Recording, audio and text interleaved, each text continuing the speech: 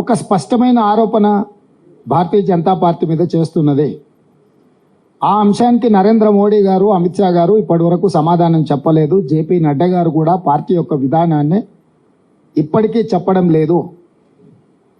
ఆనాడు డాక్టర్ బాబాసాహెబ్ అంబేద్కర్ గారి నేతృత్వంలో రచించిన రాజ్యాంగంలో రిజర్వేషన్లను 3 విధాలుగా చేర్చడం జరిగింది. 1 రాజకీయపరమైన రిజర్వేషన్, 2 ఉద్యోగ నియామకాలలో రిజర్వేషన్, 3 విద్యలో రిజర్వేషన్. ఈ 3 రకాలైన రిజర్వేషన్లను రాజ్యాంగము ఎస్సీ ఎస్టీలకు ప్రాథమిక హక్కుగా ఇవ్వడం జరిగింది.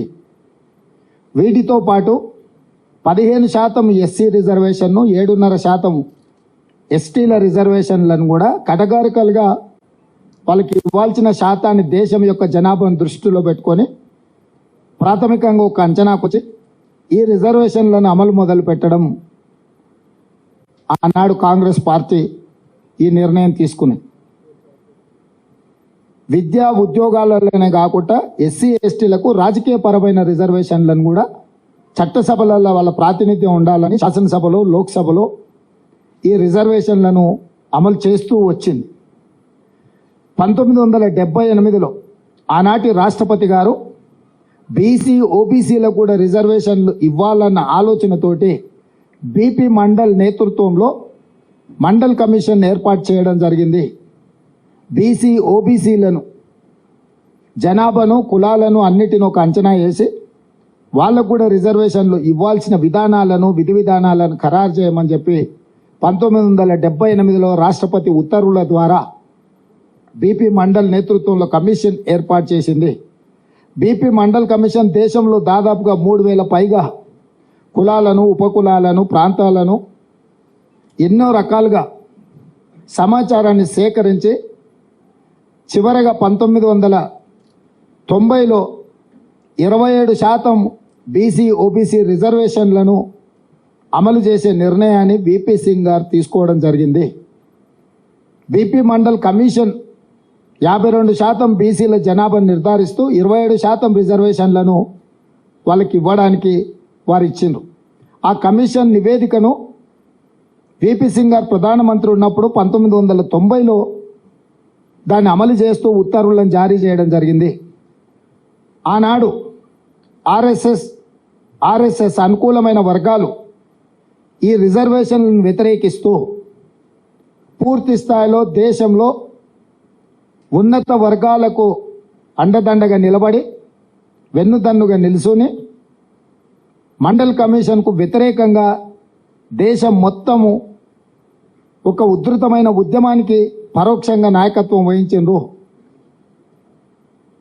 అదే సందర్భంలో న్యాయస్థానంలో కూడా వీటిని సవాల్ చేస్తే న్యాయస్థానము 9 మంది జడ్జిలతో కూడుకున్న ధర్మాసనము మండల్ కమిషన్ ఇచ్చిన తీర్పును ఆమోదిస్తూ ఎస్సీలకు 15%, ఎస్టీలకు 7.5%, 22.5% పోను 27% విద్యా ఉద్యోగాలలో బీసీ ఓబీసీలకు రిజర్వేషన్లు ఇవ్వండి అని తీర్పు ఇవ్వడమే కాకుండా వర్టికల్గా 50% మించకూడదు అనే నిబంధనను కూడా ఆ రోజు ఇంద్రసాహాని వర్సెస్ యూనియన్ ఆఫ్ ఇండియా కేసులో స్పష్టమైన తీర్పు ఇవ్వడం జరిగింది. అంటే సుప్రీంకోర్టు బీసీ ఓబీసీ రిజర్వేషన్లకు కూడా మండల్ కమిషన్ సిఫార్సులను అనుమతిస్తూ వర్టికల్గా 50% మించకూడదు అనే నిబంధన పెడుతూ ఆ విధంగా కాంగ్రెస్ పార్టీ తీసుకున్న బీసీ ఓబీసీ రిజర్వేషన్లు కూడా సంపూర్ణంగా సుప్రీంకోర్టు ఆమోదంతో ఆ రిజర్వేషన్లు అమలుకు వచ్చినాయి. బీసీ ఓబీసీలకు చట్టసభలల్లో రాజకీయ పరమైన రిజర్వేషన్లు లేవు, కానీ ఎస్సీ ఎస్టీలకు ఏ రకంగా అయితే విద్యా ఉద్యోగాలలో రిజర్వేషన్లు ఉన్నాయో బీసీ ఓబీసీలకు కూడా ఆ రిజర్వేషన్లు అమలు జరిగినాయి. ఆనాటి నుంచి ఈనాటి వరకు బీసీ ఓబీసీలు చట్టసభలలో కూడా మాకు రిజర్వేషన్లు ఉండాలి, మా కోటా కేటాయించమని వివిధ సందర్భాలలో వాళ్ళ డిమాండ్ను వినిపిస్తున్నారు. దాని పట్ల కూడా రాజకీయ పార్టీలు వివిధ రకాలలో వివిధ సందర్భాలలో స్పందించడం జరిగింది. ఇప్పుడు ఎందుకు ఈ అన్ని అంశాలను కాంగ్రెస్ పార్టీ ప్రస్తావిస్తుంది అని అంటే, రాహుల్ గాంధీ గారు భారత్ జోడో యాత్ర సందర్భంగా ఈ దేశంలో 50% పైగా ఉన్న బీసీసీ ఓబీసీకి సంబంధించిన ప్రతినిధులు ప్రజలు రాహుల్ గాంధీ గారికి విజ్ఞప్తి చేసింది. 50% వర్టికల్ రిజర్వేషన్ లిమిట్ను తొలగించాలి, మా జనాభా దామాషా ప్రకారము మాకు రిజర్వేషన్లు కల్పించాలి, అప్పుడే మా సామాజిక ఆర్థిక పరిస్థితి మెరుగుపడుతుంది, వీటన్నిటిని కూడా అమలు చేయాలని వాళ్ళందరూ కూడా రాహుల్ గాంధీ గారికి విజ్ఞప్తి చేయడం జరిగింది.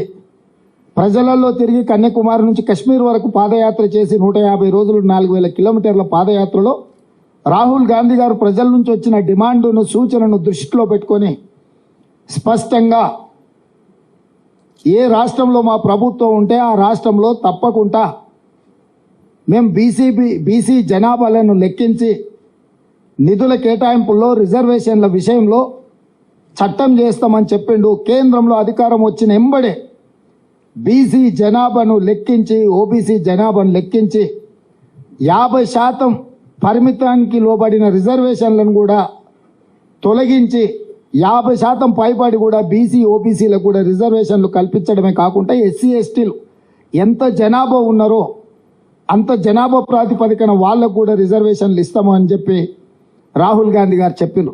దాంట్లో భాగంగానే భారతదేశం యొక్క ఎక్స్రే అంటే ఒక మనిషిని ఎక్స్రే తీస్తే లోపల ఏమేమి ఉన్నాయో అన్నీ చూడడానికి వైద్యుడికి అవకాశం ఉంటుందో భారతదేశం యొక్క ఎక్స్రే తీసి జనాభాను లెక్కించి జనాభా దామాషా ప్రకారం ఎస్సీ ఎస్టీ బీసీ ఓబీసీ రిజర్వేషన్లు అమలు చేయడమే కాకుండా నిధులను కేటాయిస్తామని చెప్పి ఒక స్పష్టమైన విధానాన్ని రాహుల్ గాంధీ గారు చెప్పడం జరిగింది.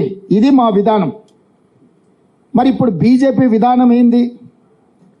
1925లో ఆర్ఎస్ఎస్ను మొదలుపెట్టినప్పుడు వాళ్ళు ఒక నిర్ణయం తీసుకున్నారు. 100 సంవత్సరాల లోపు ఈ దేశాన్ని హిందూ దేశంగా ప్రకటిస్తామనేది ఒక నిర్ణయం.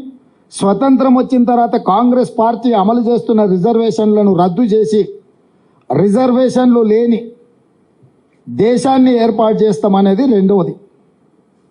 ఈ రెండు విషయాలలో అన్ని రకాలుగా వాళ్ళు ఒక ప్రయత్నం చేస్తున్నారు. మూడవది, ఈ మధ్యలో నరేంద్ర మోడీ అమిత్ షాకు తోడైనరు ఇద్దరు, అదానీ అంబానీ. వీళ్ళు కార్పొరేట్ పెట్టుబడిదారులు. ఆనాడు ఈ దేశాన్ని ఆక్రమించుకోవడానికి ఈస్ట్ ఇండియా కంపెనీ మొట్టమొదట గుజరాత్ సూరత్లో ప్రవేశించింది. సముద్రం పక్కన సంసారం మొదలుపెట్టిన ఈస్ట్ ఇండియా కంపెనీ అక్కడి నుంచి కొంచెం కొంచెంగా జాతుల మధ్యలో ప్రాంతాల మధ్యలో వైరం సృష్టించి రాజ్యాలను ఆక్రమించి అఖండ భారతదేశాన్ని మొత్తాన్ని తమ గుప్పిట్లో పట్టుకొని కొన్ని వందల సంవత్సరాలు ఈస్ట్ ఇండియా కంపెనీ బ్రిటిష్ సామ్రాజ్యాన్ని ఏర్పాటు చేసుకున్నారు.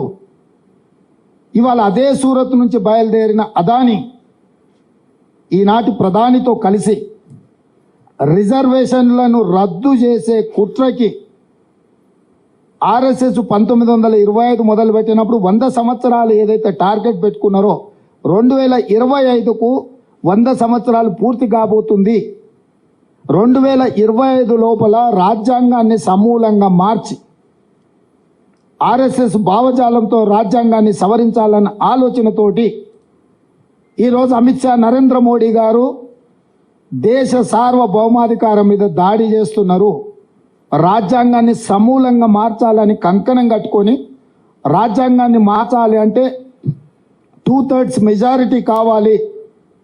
అంటే 3/2 మెజారిటీ వాళ్ళ సొంతంగా ఉంటే ఇక మిగతా ఇతర రాష్ట్రాలలో శాసనసభలో తీర్మానాన్ని బెదిరించైనా ఆమోదింపజేయడానికి అన్ని రకాలుగా ప్రణాళికలు రచించి ఈరోజు ఎన్నికల బరిలో దిగి 400 సీట్లు గెలుస్తాము, 400 సీట్లు కావాలి అంటున్నారు. ఇస్ బార్ 400 పార్ అనేది ఎందుకు అని అంటే రాజ్యాంగాన్ని పూర్తిగా సమూలంగా మార్చివేసి రిజర్వేషన్లను రద్దు చేసి ఈ భారతదేశాన్ని రిజర్వేషన్ రహిత దేశంగా మార్చాలన్న ఆలోచనతోటి ఈరోజు వాళ్ళు మన మీద దాడి చేస్తున్నారు. నరేంద్ర మోడీ అమిత్ షా ఈ దేశ మూలవాసులైన దళితులు గిరిజనులు బీసీ ఓబీసీల మీద సర్జికల్ స్ట్రైక్ చేస్తున్నారు. ఈ సర్జికల్ స్ట్రైక్కి ఈ ఎన్నికలను క్షేత్రంగా వాళ్ళు ఈరోజు నిర్ణయం తీసుకున్నారు. దేశం అత్యంత ప్రమాదం వైపు వేగంగా ప్రయాణం చేస్తుంది. రాజ్యాంగం యొక్క మూల స్తంభాలైన రిజర్వేషన్ల ప్రక్రియ నుంచి సోషల్ ఫ్యాబ్రిక్ని అంతా కూడా దెబ్బతీసి ఈరోజు ఈ రకమైన కుట్ర జరుగుతుంది. ఈ కుట్రను తిప్పికొట్టడానికి మేము ప్రయత్నం చేస్తుంటే రాహుల్ గాంధీ గారి మీద అమిత్ షా, నరేంద్ర మోడీ గారు అసలు ఏ రకమైన దాడులు చేస్తున్నారంటే, కాంగ్రెస్ పార్టీ అధికారంలోకి వస్తే హిందువుల ఆడబిడ్డల మెడలో ఉన్న తాలి పుస్తలు కూడా గుంజుకుంటారు, మీ ఆస్తులను గుంజుకొని ఇతరులకు పంచిపెడతారు, మీకు 2 ఇళ్ళు ఉంటే 1 ఇల్లు గుంజుకుంటారు. ఇట్లాంటి విచక్షణారహితమైన ఆరోపణలు చేయడమే కాకుండా బాధ్యతారహితంగా ఒక ప్రధానమంత్రి, కేంద్ర హోంశాఖ మంత్రిగా ఈరోజు వాళ్ళు మాట్లాడుతున్నారు. ఈ భారతదేశంలో ఎక్కడైనా సాధ్యమవుతుందా? తండ్రి ఆస్తి కొడుక్కి ఇవ్వాలంటే కూడా తండ్రి విరాసత్ ఇస్తే తప్ప ఆస్తుల బదిలీ జరగడం లేదు. అన్నదమ్ముల ఆస్తుల పంపకాలలో కూడా పెద్ద మనుషుల ముందు సరైన విధంగా పంపకాలు జరిగి సబ్ రిజిస్ట్రార్లో రిజిస్ట్రేషన్ చేస్తే తప్ప అన్నదమ్ముల ఆస్తుల పంపకాలు కూడా జరగడం లేదు. పూచిక పుల్లైనా నయా పైసైనా చట్టబద్ధంగా బదిలీ చేస్తే తప్ప, ఒప్పుకొని ఒప్పంద పత్రాల మీద సంతకాలు పెడితే తప్ప ఈరోజు బదిలీ ప్రక్రియ ఈ దేశంలో జరగదు. ఇంత పకడ్బందీగా చట్టాలను రాసి డాక్టర్ బాబాసాహెబ్ అంబేద్కర్ గారు ఎవరు కష్టార్జితం వాళ్ళదే, ఎవరు సంపాదించింది. నిన్ననే సుప్రీంకోర్టు ఒక మాట చెప్పింది, భార్య ఆస్తి కూడా, భార్య సంపాదించిన ఆస్తిని భర్త ఏదైనా అత్యవసరంగా వాడుకుంటే కూడా మళ్ళా భర్త తిరిగి భార్యకి ఇవ్వాల్సిందే. భార్య ఆస్తి మీద భర్తకి ఎలాంటి అధికారం లేదని నిన్నగాక మన సుప్రీంకోర్టు, నిన్నగాక మన న్యాయస్థానాలు స్పష్టమైన తీర్పు ఇచ్చినాయి. అంటే భార్య ఆస్తిని కూడా భర్త తీసుకోవడానికి చట్టంలో అనుమతి లేదు. ఒకవేళ తీసుకోవాలనుకుంటే కూడా భార్య అనుమతి తీసుకోవాలి, మళ్ళీ భార్య అడిగినంబడే వెనక్కి ఇవ్వాలని ఇంత స్పష్టమైన నిబంధనలు మన న్యాయస్థానాలు చెప్తుంటే ఈరోజు రిజర్వేషన్లను రద్దు చేయాలన్న కుట్రలో భాగంగా కాంగ్రెస్ మీద, రాహుల్ గాంధీ గారి మీద విష ప్రచారం చేసి ప్రజల్ని తప్పుదోవ పట్టించి ఎన్నికల్లో 400 సీట్లు గెలవాలి అని వాళ్ళొక వికృత రాజకీయ క్రీడకు తెరలేపినరు. ఈరోజు మేము స్పష్టమైన ఆరోపణ చేస్తున్నాం. ఆర్ఎస్ఎస్ భావజాలాన్ని, ఆర్ఎస్ఎస్ యొక్క మనువాద సిద్ధాంతాన్ని భారతీయ జనతా పార్టీ అమలు చేయడానికి రిజర్వేషన్ రహిత దేశంగా ప్రకటించడానికి 400 సీట్లు కోరుకుంటున్నారు. అందుకు ఆర్ఎస్ఎస్కు బలమైన కారణాలు ఉన్నాయి.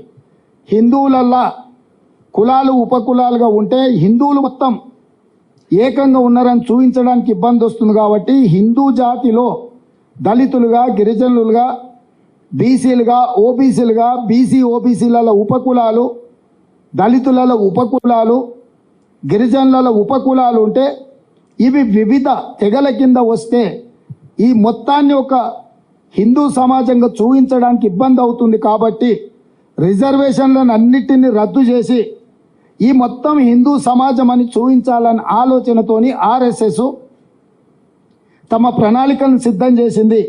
ఆర్ఎస్ఎస్ యొక్క ప్రణాళికను బీజేపీ అమలు చేస్తుంది.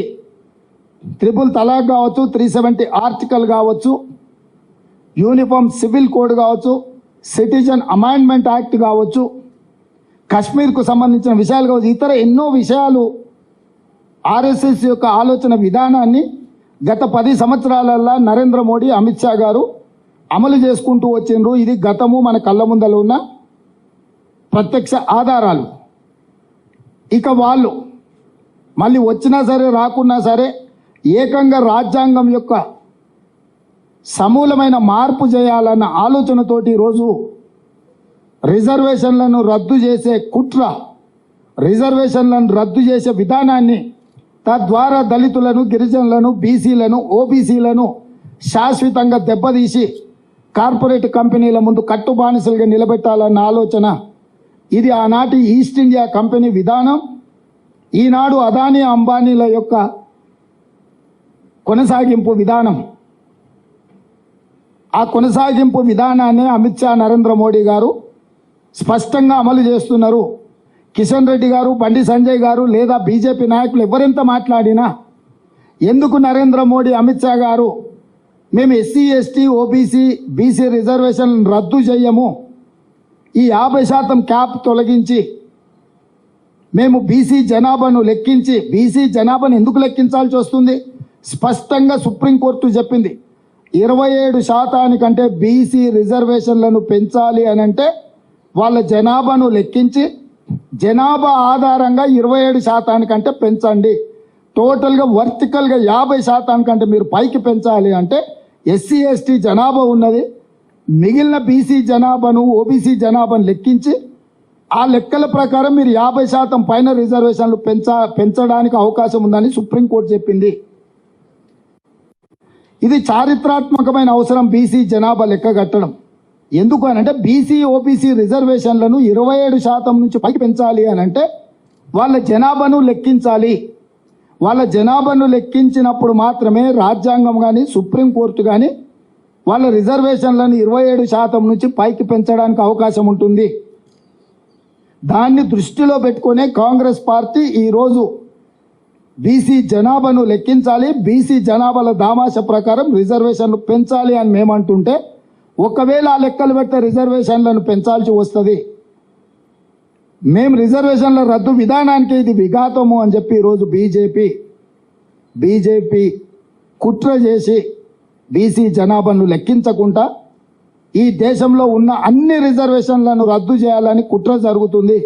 ఎక్కడ కూడా ఈ రోజు వరకు ఏ రాష్ట్రంలో కూడా నరేంద్ర మోడీ గారు, అమిత్ షా గారు ఎస్సీ ఎస్టీ బీసీ ఓబీసీ రిజర్వేషన్లు రద్దు చెయ్యము, వాళ్ళ జనాభా దామాష ప్రకారం రిజర్వేషన్లు పెంచుతామని ఎక్కడ కూడా మాట్లాడడం లేదు. ఈరోజు మేము చేసే ఆరోపణ మీద కూడా ఎక్కడ కూడా వాళ్ళిద్దరు స్పందించడం లేదు. స్థానిక నాయకులు ఏదేదో కల్లిపల్లి కబుర్లు చెప్పుకుంటూ వచ్చి ఏదో ఒక విధంగా ఈ ఎన్నికల్లో బయటపడితే చాలన్న విధంగా ఆపద మొక్కులు మొక్కుతున్నారు. ఇవాళ కిషన్ రెడ్డి గారే కాదు, ఈటల రాజేందర్ గారు కూడా ఒక మాట మాట్లాడతలేడు. లెఫ్ట్ భావజాలం అన్నాడు, తానేదో పోరాటాలు చేసిన అన్నాడు. ఇవన్నీ బాగానే ఉన్నాయి. ఈరోజు జరుగుతున్న దాడి మీద, రాజ్యాంగాన్ని మార్చే విధానం మీద ఎందుకు కిషన్ రెడ్డి గారు, ఈటల రాజేందర్ గారు, బండి సంజయ్ గారు మాట్లాడడం లేదు అంటే వాళ్ళకి తెలుసు స్పష్టంగా వాళ్ళ పార్టీ యొక్క విధానం. ఎంతసేపు ఉన్నా తప్పించుకోవాలన్న ఆలోచనలే ఉన్నారు తప్ప ఇది తప్పు, ఈ రిజర్వేషన్లను మేము రద్దు చేయము, మేము నరేంద్ర మోడీతో అమిత్ షాతో చెప్పిస్తామని ఎందుకు చెప్పడం లేదు?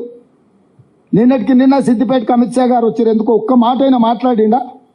వారు రాకంటే ముందు నుంచే మేము స్పష్టమైన ఆరోపణ చేస్తున్నాం. ఒక రాష్ట్ర ముఖ్యమంత్రిగా, పార్టీ అధ్యక్షుడిగా స్పష్టమైన నిర్దిష్టమైన ఆరోపణ బీజేపీ మీద నేను చేస్తున్నా.